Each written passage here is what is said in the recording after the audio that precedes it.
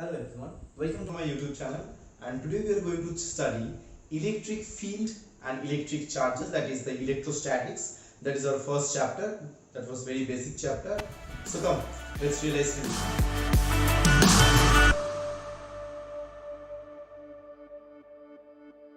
So let's continue with the chapter.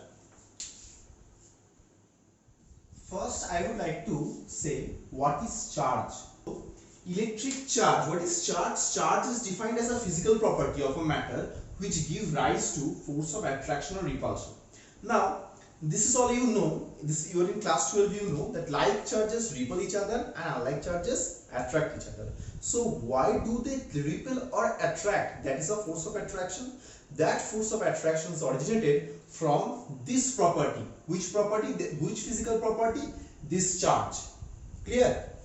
Now, SI unit of charge is we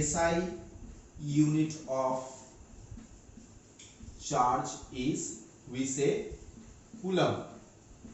SI unit of charge is coulomb. So in short, we define coulomb as C. SI unit of charge is coulomb, and another thing you have to note it down, that it is a scalar quantity. It is a scalar quantity. That is, it has only magnitude. It has only magnitude, no direction. So this is scalar quantity. So what is electric charge? Is defined as a physical property of a matter which give rise to the force of attraction or repulsion between two matter, obviously. And SI unit of charge is coulomb, and it's a scalar quantity. Now what is the quantity? Minimum quantity of charge. Minimum quantity of charge.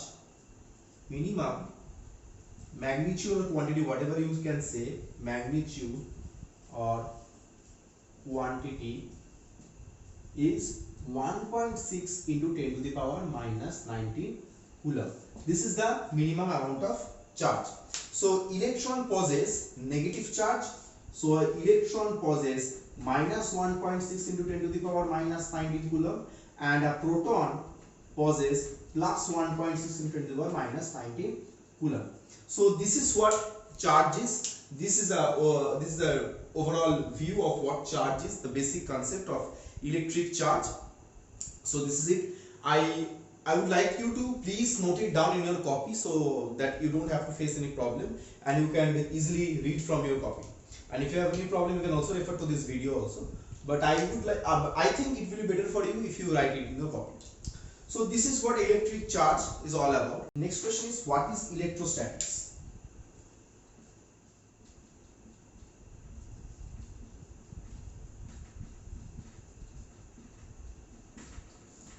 So electrostatics is the study of electric charge at rest. It is the study of force field and the electric potential between two bodies, or we can say two charge, whatever. It is study of force field and electric potential. What is the force? Force related to electric charge. Force due to electric charge. Electric field, that is force field due to electric charge, and potential, electric potential due to electric charges. So this is what study of electrostatics is all about. Now the fundamental law of electrostatic is fundamental law of electrostatics, very important. Like charges repel, unlike charges attract. Like charges repels and unlike charges attract. That means what? A proton, that's a positive charge, will always repel a positive charge. Similarly, a negative charge and a positive charge will attract. Again, a negative charge will repel, and positive charge, negative charge again attract. So this is the main fundamental concept of electrostatics. This is very important. And next we are going to understand what is conductor. What is conductor? Now conductor you all know. I don't need to write it on the board. Conductor is what? Conductor is anything which can conducts electricity, that is conduct charge flow. It can help in charge flow. For example, if you keep a metal generally are conductor like copper, silver, they are very good conductors. But why they are very good conductors? Because they have free electrons in them, and those free electrons help easily to flow of charge. This is what conductor is. Okay, so at this moment we have understood what is electrostatics, what is electric charge, and what is the magnitude of electric charge and its SI unit. It's okay, clear? This is what we say electrostatic induction. Now electrostatic induction is a process by which you can charge partially, or you can say you can bring some polarity in a body with the help of electrostatic induction. So before we get into the definition, first let us understand what electrostatic is all about. See, the basic concept is like charges repel and unlike charges attracts. Okay, now suppose if I keep a body like this, if I keep a metal body like this, what will happen? What will happen? Nothing will happen. Right, nothing will happen. Suppose this conductor I have brought. What is it now? It's trying to show. See, this conductor has full of positive charge in it. Full of positive charge in it. Now what will happen? This is a metal. This is a metal. What will happen? All these have free electrons. Free electrons means they are electric charge. Free electrons contain some kind of charge. Now, due to this positive charge, what will happen? Electrons will get attracted to this positive charges, right? Electrons will get attracted to this positive charges. So, if the electrons get attracted to these positive charges, we will get to see more amount of electrons at this part. More amount of electrons at this part. We will get to see more electrons are in this part. Whereas, we are going to find some positive charge in this area. We are going to find some positive charge in this area. Now the question is, does a metal contain both positive charge and negative charge? The answer is no. It is the electrons which have accumulated over here. That's why in this side it finds more negative. We find this side as more negative, whereas here less amount of electrons. So comparing these two sides, what we are seeing? We are trying to see this side has less number of electrons. So less number of electrons means it has positive charge. Now this is a paradox. You can say, or some students also confused with this. Suppose if I have a negative character in me, then I become the negative character.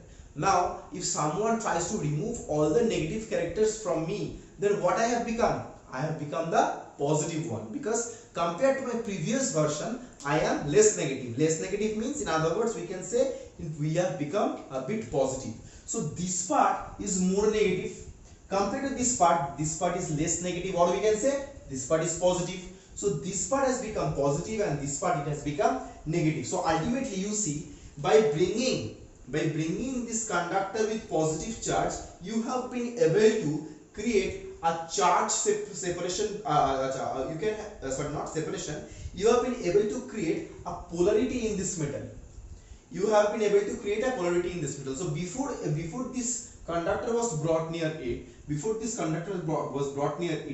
did you find anything like positive charge or negative charge? No, nothing was there. It was electrically neutral.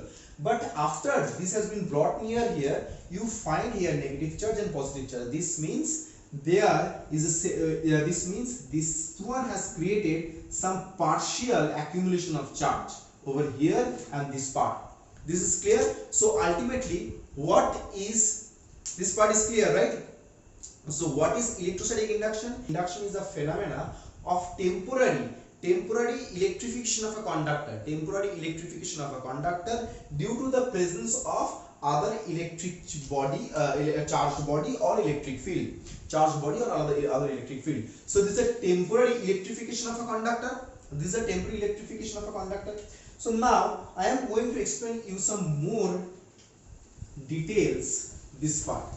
Now see, here it is. I am going to explain you four categories. The four, what are the four possibilities you can see? Suppose, okay, now we are going to understand how electrostatic induction works here. So I am going to explain one by one. So I am going to move like this, okay? I am going to move in this clockwise direction. So first, this is the first thing. Have you seen any grounded symbol over here? Nothing is grounded. So what is ground is all about, I will tell you later.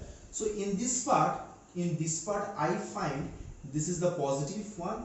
So for this positive charges will attract negative charges in this side,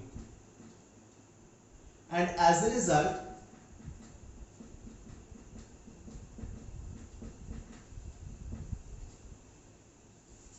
due to more negative charges accumulated over here, this side has become less negative, that means positive. So here we get positive negative, okay.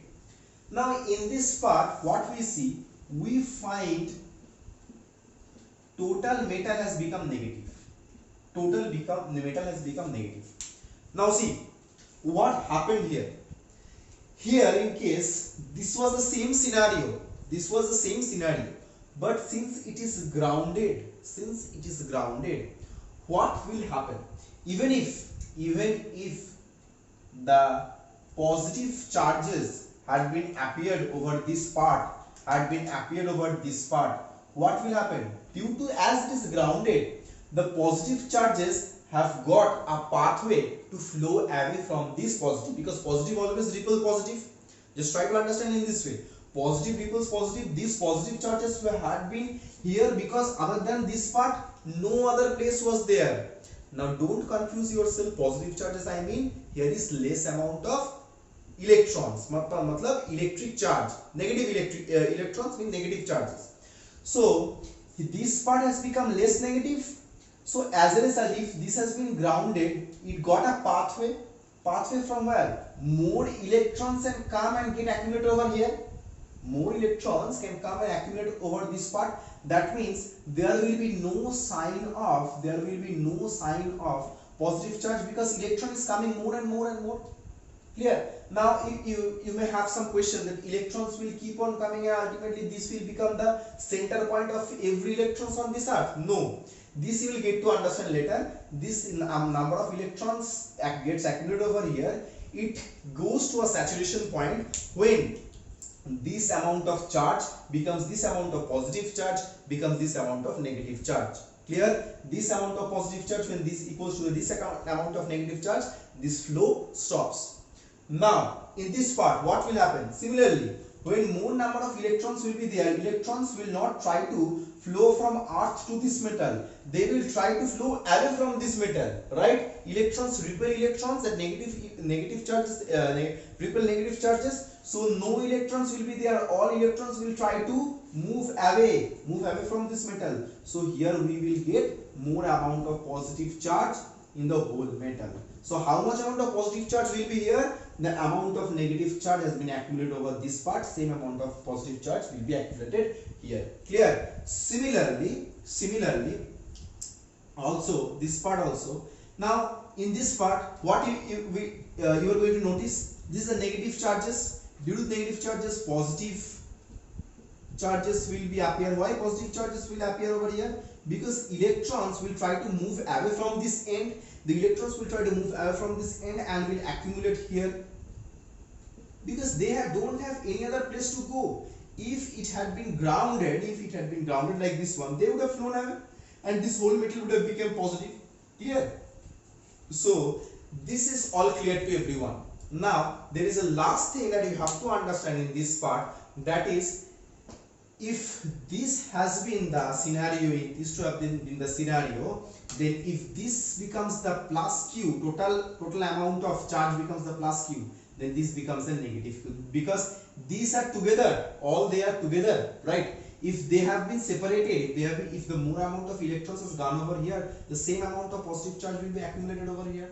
Similarly, the same case in this part also. If more amount of electric charges or the electrons have shifted over here, the negative electric charge is shifted over here, then same amount of positive charge will be appear over here. Suppose if I take two negative qualities from you, then what I can say, you have gained two positive qualities. Got it now? Similarly, when I have when this positive, when the electrons have shifted from this end to this end, to have shifted total, the amount of positive charge that developed over here is the same amount of electric charge which has been accumulated over here. This part is clear. If you have any problem, you can always write me in the comment section, or you can also go to Instagram, in my Instagram profile, and text me there. Okay. Now we are going to understand the next part. Okay. Now we are going to understand this basic three properties of charge. This part is also very important. Please understand and try to focus. Now, what is additivity of charge? Additivity of charge is very simple. There is electric charge as scalar quantity. A scalar quantity. Electric charge is scalar quantity. So they can be added. Electric charge is scalar quantity, right? So they can be added normally like scalar quantity does. Like suppose Q, suppose plus Q plus Q, this becomes plus 2Q. Plus 2Q normal. Suppose plus Q plus 1 minus Q charge, this becomes 0, no charge. This is how the scalar additivity of charge we can say.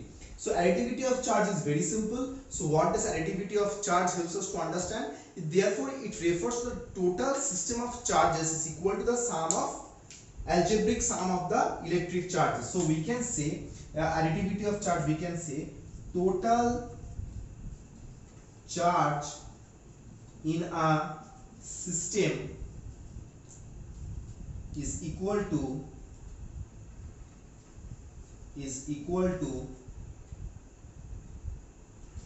the algebraic sum of electric charges, is equal to the algebraic sum of electric charges. Now what about the quantization? Now this concept is very important. I hope you have some knowledge of quantization. Now let me say what is quantization. I am going to write the definition later, but first let me say what quantization actually means. Quantization means, suppose if you are given 100 rupees, now what is the minimum amount of value of money you can have? Now you will say, sir, we can have minimum amount of 0.1 paisa also we can have. No, just think of that. If the minimum amount of money you could have got like rupees 1, the 100 will be equals to 100 times you have to add 1. So 1 is the minimum. So you cannot have 1.2 or 1.5 or 1.6. No, you have to have the integral multiple of 1. So 1 is the basic minimum amount of money you are having. Rupees 1 is the basic minimum amount of money you are having, and the total money will be the sum of integral multiple of the basic value. Or this means if the total charge is Q,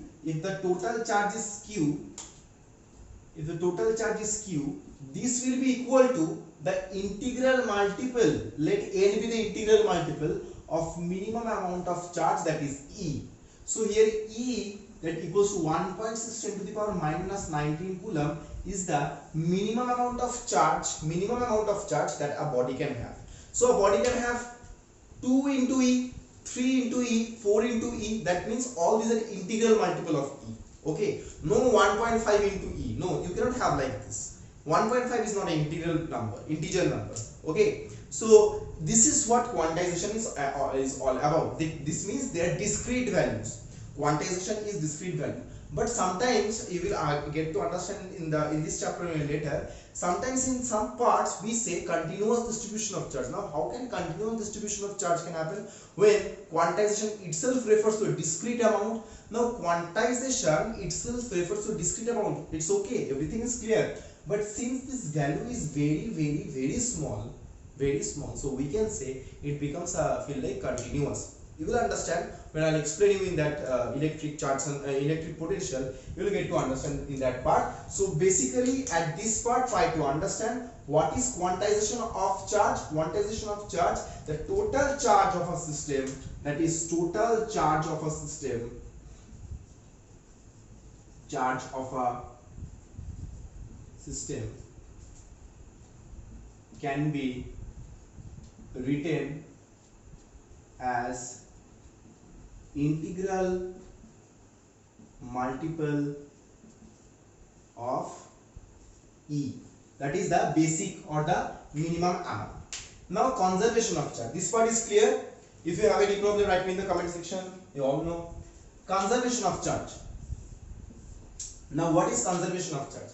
Conservation of charge refers, that is the total charge in the system must always be conserved. The total charge in a system must always be conserved. That means what? Suppose a body, okay, this is electrically neutral. This is electrically neutral. Electrically neutral means there is no charge. This body breaks up into two bodies. One has positive charge and one has negative charge. So this was the initial, no charge. Now the final product is these two are the final product. These two are the final products. Final product, these two are the final products. Now you will say the initial body didn't have any charge. How come the final product have plus and minus? See, the total amount of charge present initially will be equals to total amount of charge present finally. Just understand conservation of momentum. Initial momentum is equals to final momentum, right? Similarly, initial charge should be equals to final charge in any process in this universe, in any process. So total charge in the final product is C, plus and minus. If this is plus Q, it has to be, if this contains plus Q, it has to contain minus Q, such that this total system or the total charges in the final products becomes equal to the initial charges. That means final product becomes equals to the initial product. That the initial product charges, initial charge or initial product. So final product is equals to the the charge of the final initial product will be equals to the charge of the final product. So this part is clear. So conservation of charge is clear, quantization is clear, and additivity of charge is also clear.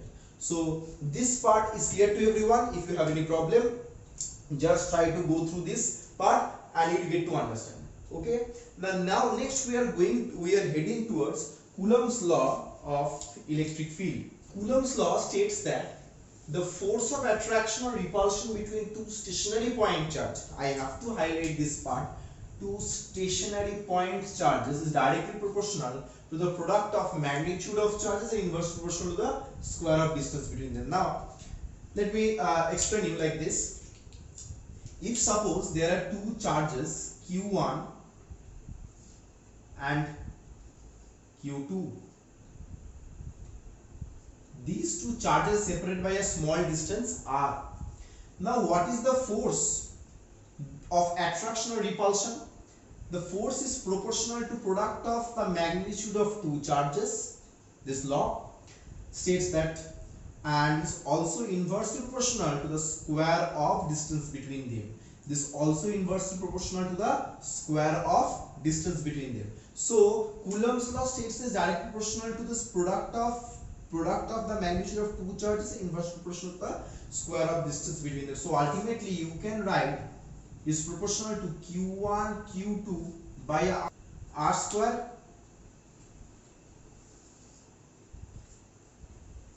Now I can say F is equals to some constant K, proportionality constant, into Q1 Q2 by R square. Now what is the value of C, this constant? This constant depends on the following factors. This constant is equal to, this K is equals to 1 by 4 pi epsilon naught. Now what is this? Now 4 pi you understand as a constant. Now what is epsilon naught? epsilon naught is known as permittivity of free space. Permittivity of free space. Now epsilon naught is known as permittivity of free space. Now you have to understand this part, permittivity of free space. Now just let me explain you in a different way. Now you all are in adolescence period, you know this part is very well. That is, suppose some of you are having some kind of attraction or repulsion in your class. Suppose two friends like each other, positive negative charges. Suppose the two person, if two person, I'm talking about any two person who likes each other, that's the force of attraction. Or suppose two person in a class, two students in a class, they may repel each other, like they don't like each other.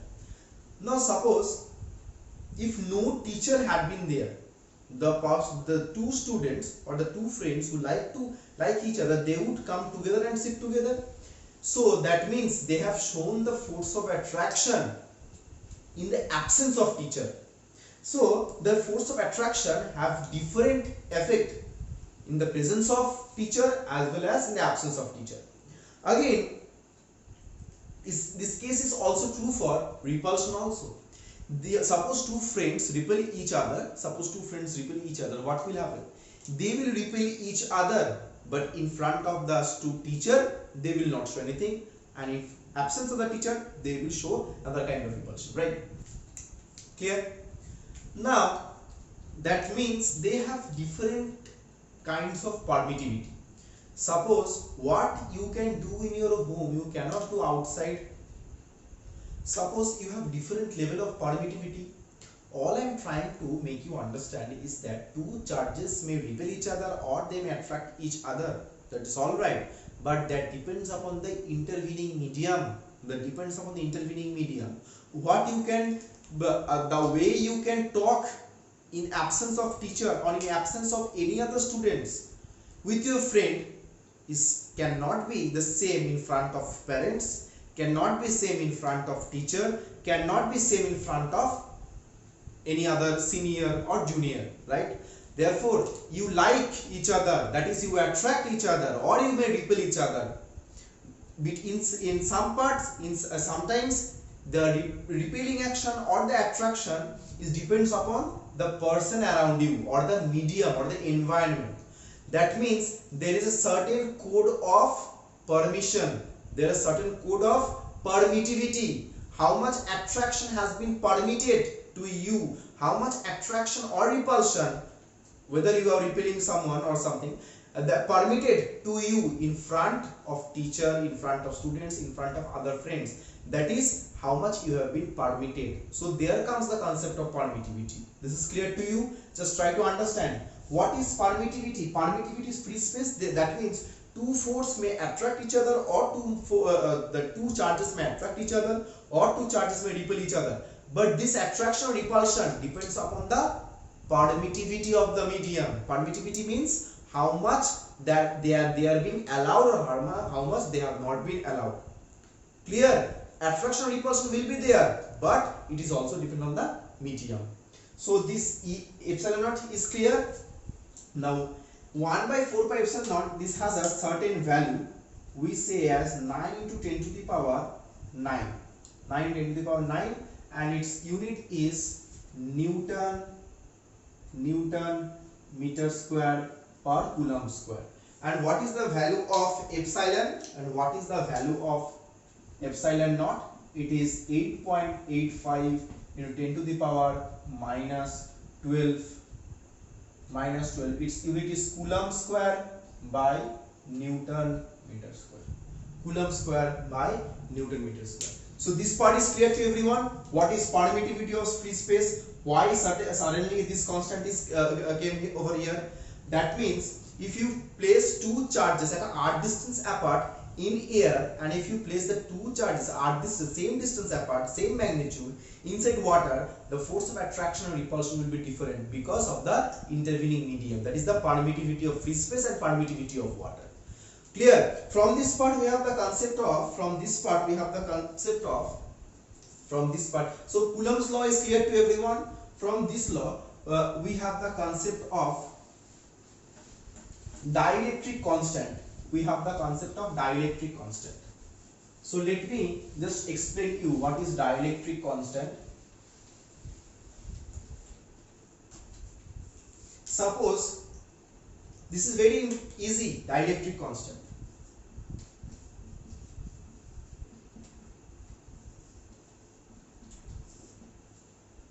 Suppose in air permittivity is epsilon. So if two charges Q1 is separated from Q2 r distance apart, the force in air it will have 1 by 4 pi epsilon naught into Q1 Q2 by r square. This is for air, right? This permittivity of free space means air. Now similarly, if you take another medium, this is suppose water or some other material, suppose material M, medium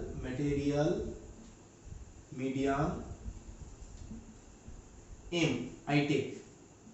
Then for that, force at M will be, if the two charges have been placed at the same distance away from each other, it will be 1 by 4 pi epsilon naught, not epsilon naught, it will become 1 by 4 pi epsilon. Clear? So 1 by 4 pi epsilon means the permittivity of that medium is epsilon not equal to epsilon naught. Clear? So we are going to say here Q1 Q2 by r square. Clear? Now if we take this if we take the ratio Fa by Fm, we get, if we take the ratio Fa by Fm, we are going to get epsilon by epsilon naught. Now how much this force is greater or smaller, than this one, this can be measured from this ratio, so this Fa by Fm, if this has been given a constant k, if this ratio has been given a constant k, so we can also say k is equals to E by epsilon naught. That means k is the dielectric constant of this material medium. K is the dielectric constant of this material medium. What does this signify? This signifies that the permittivity of this medium is k times the permittivity of free space. That means the permittivity of the medium is k times the permittivity of the free space. Now permittivity of the medium, clear? So this is what dielectric constant is all about. Now we have to know about dielectric constants for some glass, air, and water or other medium. For if you have given any real life problem, okay. So this is what dielectric constant is all about. I hope you have understood this part. If you have any problem, you can write me. Now we are going to understand Coulomb's law in vector form. So for that, I need to draw. So now we are going to understand this part. I have drawn here Q1, Q2. These are the two charges which is separated r distance away from each other, and from origin its position vector Q2 has the origin of position vector r2 from origin, and Q1 have the position vector r1. Now these two are separated r distance apart.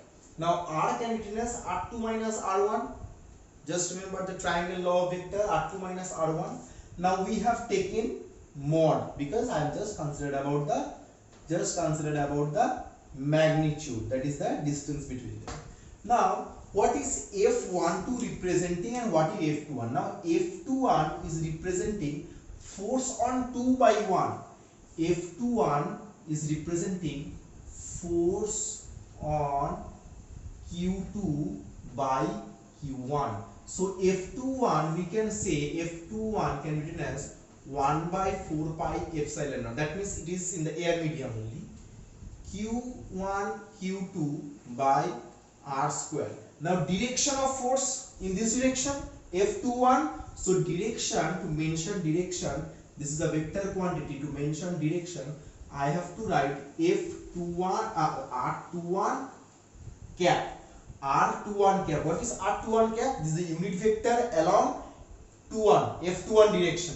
So this is r21 cap, I can say. r21 cap, you understanding? r21 cap is the direction along r21, direction along r21, unit magnitude, and it's only referring to the direction. Similarly, F12 is force on Q1 by Q2. Here F12 can be written as 1 by 4 pi epsilon naught, can be written as Q1 Q2 by R square into R12. It can be written as R12. So R21 R12 clear. What is R12 cap? R12 cap is signifying the direction along F12. R12 cap is signifying only the direction along F12, and R21 cap signifying the direction along F21. This is clear.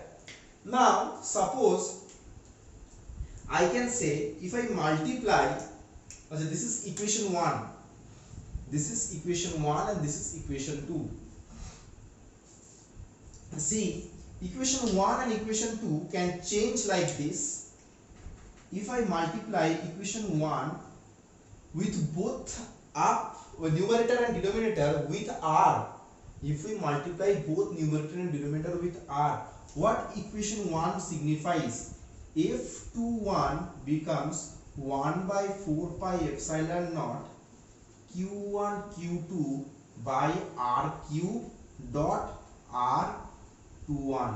Now how this becomes the arrow? If you have the knowledge of vector and if you still remember the magnitude of unity and all, then you are going to understand. I am just writing about here. A vector can be written as magnitude into a cap.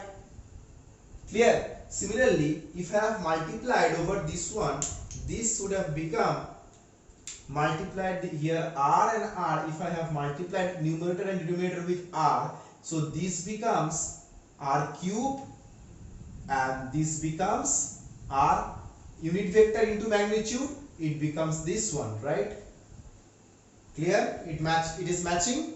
Similarly, equation 2, I need space over here, so I'm just rubbing and just altering this part.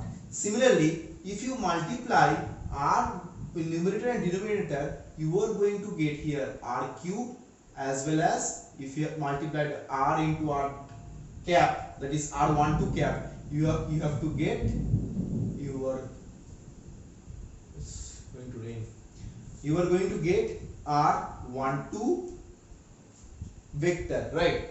Now r12 vector is opposite of r21 vector, right? Now see, if in place of r12 I have put this one, then f12 will be equals to minus 1 by 4 pi epsilon naught into q1 into q1 q2 by r cube dot. If I have to put over here f12, I have to put r21 vector with the negative sign. So then I have already given here the negative sign. So here comes the negative sign.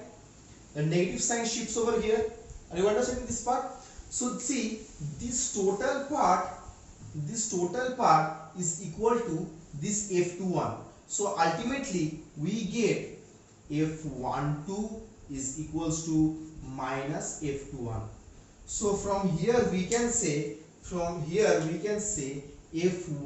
is equals to f21. That means these two charges are equal and opposite to each other. These two charges are equal and opposite to each other. That means how much amount of force this Q1 is giving on Q2 and Q2 is giving on Q1, the magnitude is same but the direction is opposite to each other. That means the force is valid for Newton's third law of motion, that is equal and opposite force. They are applying equal and opposite force on each other. So this part is clear. So we can also write over here Coulomb's law the Coulomb's law is valid for Newton's